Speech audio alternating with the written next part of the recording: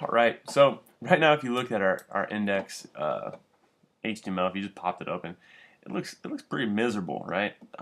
Looks kind of junky. Look how big that picture is. You just get a little bit of a sweaty back. That's not great. Got the quote. Just basically nothing's how it's supposed to look. Kind of nice like this. We're going to focus on the header, and when we're doing this, we're going to recognize that I made a huge mistake in our HTML. So let's get after that. Let's figure out how I messed up. So the first thing we want to do is we want to look at basically what it's supposed to look like. Let me just zoom this down so we can see a little bit better. My header is this whole region right here. Remember, if we look at our HTML, our header section, our navigation's inside that. Yeah, it's nested inside it. So this whole item right here is my my header, and I'm gonna just copy and paste that code. I'm just gonna copy and paste that code in here. Okay, so what I did with this header code is the first part is basically saying, you know what, I don't want this to go edge to edge. See how it's like kind of on the inside? I only made it 99%. And this background right here, this background color, it should change that entire background of that green portion to green. The next part is I have this border, and a border was messing with a lot of people. The border, it's this like little double stripe thing here. Let's just zoom in here, and you can see it has like two lines, right? We have a lot of different options here. You can do the ones that we've done before are like solid. You can also make this a dashed line. There's lots of different ones you can do. For this project, I used double, and then change the color. I think I just tossed that color in there. We'll see how it does. I think it's supposed to be more blackish, which is FFF. So then the last thing is this box shadow. See how it's like green and kind of fuzzy. This last number controls like how fast it dissolves with that gradient, right? And then this last one is our color. Right? So messing around with these properties, this is what I got to come close. Now the issue is when I go to I save this. Now I'm going to go to my page. I'm going to refresh it. You can see that there's all sorts of issues. I have my first issue is that FFF isn't a black color, it's 000. Oh, that looks a lot better. But you can see how it's making everything a header, man. I don't want that all to be a header. So this isn't a CSS problem. This is me not waking up with a cup of coffee this morning. And if you look at my index.html, look at this. I start the header section, and look at this dumb move. I didn't close the header section. I just said, let's just make another header section. Like, that's okay. What I gotta do is I gotta close that header section. Now we're cooking with butter. Refresh this. See, a lot of these CSS problems are actually HTML problems. So the better our HTML code, the less chance you're gonna become a terrible programmer like me.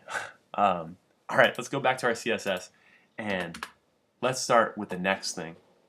If you look at this screenshot, I'm totally like super zoomed in here. If you look at this screenshot, I got this yellow band right here, and that's my navigation. Right? So I'm gonna have to mess with my navigation. And remember, inside that navigation, I have that unordered list, so I'll be messing with that as well. But let's start with just the navigation part. I'm going to copy and paste this in here. And this is the code for the navigation. Basically, I changed the background color to that yellow. I made the width so it would span the entire distance instead of just being the area around the letters. And when you enter this in, do it step by step so you can see actually the changes that happen. And then I changed this padding. This first part is changing. If you have two numbers, the first part controls above and below, and the second one is left and right. So what that's going to do is that's going to create a little space above contacts and a little space below contacts. So it's not just right on top. And so if I click save here and I refresh this, my navigation's got a little room above now because that padding, a little room below, but still got some issues. See how they're like on top of each other, and they have these like dumb bullet points that I don't want. I'm gonna have to mess with those, right? So when I'm doing this, when I'm doing this, I want to think about what these items are in there. This is an unordered list inside my navigation. If you look at my index, this is an unordered list inside my navigation. So let's mess with that unordered list aspect of it. So inside my navigation, I have an unordered list. And this is what I said I wanted to do. First off, sometimes they have this like intrinsic padding with them. And there's a way to clear this by running like this industry standard CSS that we're going to learn about in a little bit as like our first line of code, just to kind of clear all these weird settings. But for now, what we're going to do is we're going to say, hey, you know what? For this, we already added the padding up here. We don't need to like have any more padding. And then our margin, what we want to do is just say, remember the first number controls up and down, the second left and right. Let's just give ourselves a little bit of room on the left and right. And then most importantly, let's have a list style of none. If I save this, watch for the changes. And like I said, do those changes one at a time so you really see what they're doing. We would be right against here if it wasn't for our padding, and now we don't have those dumb bullet points. Now let's talk about the list items themselves. If you think about that, in our this is our index HTML. That's these things, right? If you look at our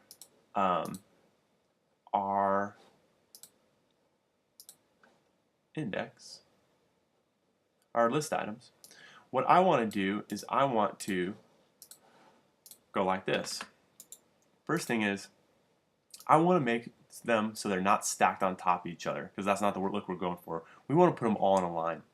And then our margin, I did mine with percentages. I saw most of you guys doing yours with pixels, and that's totally fine. Let's say that we want to do 150 pixels. Now what this is controlling, remember the first number, if there's just two numbers, that's up and down, and the one is left and right. So what we're going to do is we're going to put these all in a line, and we're going to give them, so they're going to, margin pushes items away from each other on either side. So this is going to push home, well let's just save and we can talk about the changes. Basically what it's doing is, this 150 pixels shows up right here to the right of schedule. 150 pixels, boom, on this side. 150 pixels on, boom, this side. And this home side too, 150 pixels, boom. So if I want to spread it out more, all I have to do is change this to maybe like 160 pixels, right? And that's going to increase the margin on each side, and it's going to spread out even further. So you can kind of guess and check your way there. If you do something ridiculous like go too far, it's going to create a second row. So that's a good thing, good way to problem solve it. The last thing is we want to clear this underlining. Doesn't look great, and the reason why it's doing that is because it's a link, right? And so if we want to get rid of that linky kind of look where it's underlined and purple, we just do this. We take away the text decoration for our links, our A tags, and we change our color. So when I save this now, boom, now we're looking pretty good. We still got a couple of things to do. Just specifically, I want to make that a little bit bigger. And so a lot of you guys were using like, well, let's make it like an H2 and that'll make it look bigger. We can also do it like this with our CSS, change the size, which is how we should be doing it. So what I'm saying now is in my navigation, I want those anchor items specifically to look like this. Give them a little weight, give them a little bit of size. Remember, M's were the size of a standard M, and we said 1.2, so that's like 20% bigger, right? And let's just adjust a little padding there. So when I do this, ooh, now they're nice and big. So our navigation, remember, since the CSS is linked to every single one of our web pages, if we go to our schedule or our contact, they'll already have this with us. We will always want to have just one CSS document for the entire thing. So yeah, now what I want to do is I'm going to just pause the video and I'm going to put up a couple more lines of code. We're going to start centering things. And some of you guys were centering in your HTML with a center tag. We don't want to do that anymore. We want to center all with our CSS. So I'm going to pause real quick and I'll come back. So if we look at our index, the things we want to center, if we look at our image, is this Wilson cross country, this quote by Prefontaine, and then this Wilson cross country. And if we look at our HTML, that's a P tag, an H2 tag, and a P tag. So I just go to my Mimic CSS and look at this. All my P tags, text align center. All my H2s, text align center. So we keep all of our styling on one page. And doing that, we're able to change all that stuff. I'm getting a little bit, and there's my Wilson cross country all the way at the bottom. Getting a little bit sick of this image, how big it is. I kind of purposely made like kind of a bad one so we'd have to deal with it. I want it to look a little bit smaller, not like me, like almost half the page, you know. So I'm going to show you my image code right here.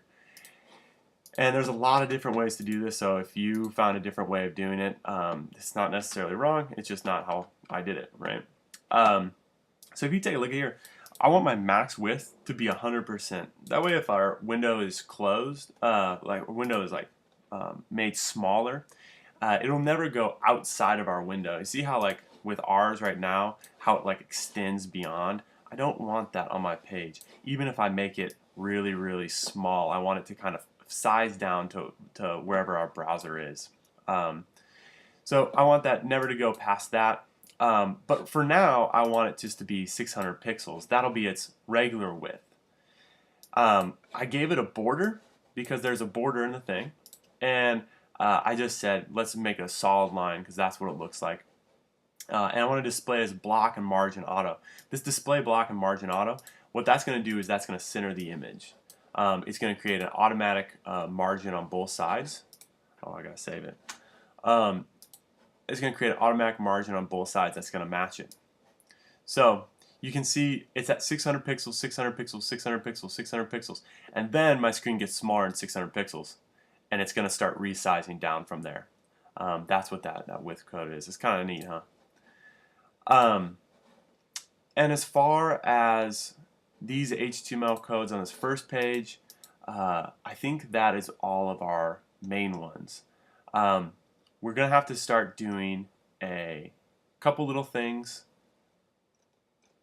to change the size of those images. So see how I have two different image sizes here?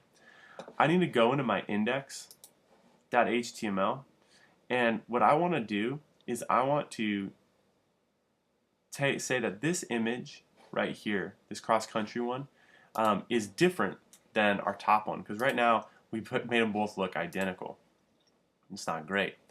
So what I'm going to do is I'm just going to give this an ID of, let's say this is the footer pick. I give it an ID like that so I can go into my CSS. I'm going to go like this, and what I call it, I think, what is it, footer pick?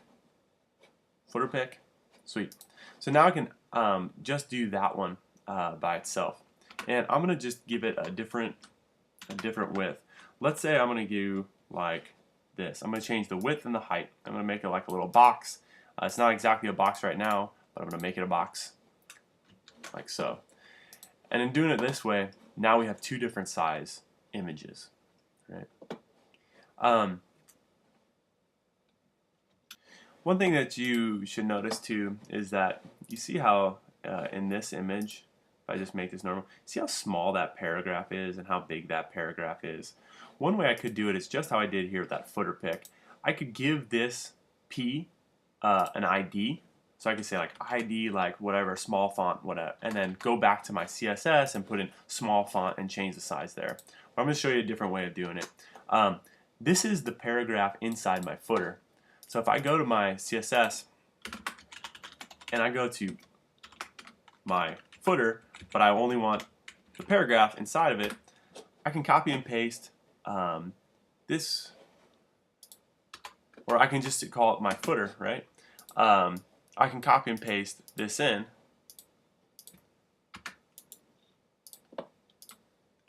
and that's going to change all the font inside of it. If I put that P tag, that'll just change it for the paragraph tags that are inside of it. And if I had an H1 tag in my footer, it would remain unchanged. So either one of those ways will work. And if I look at my my thing. Ooh, now we're rocking.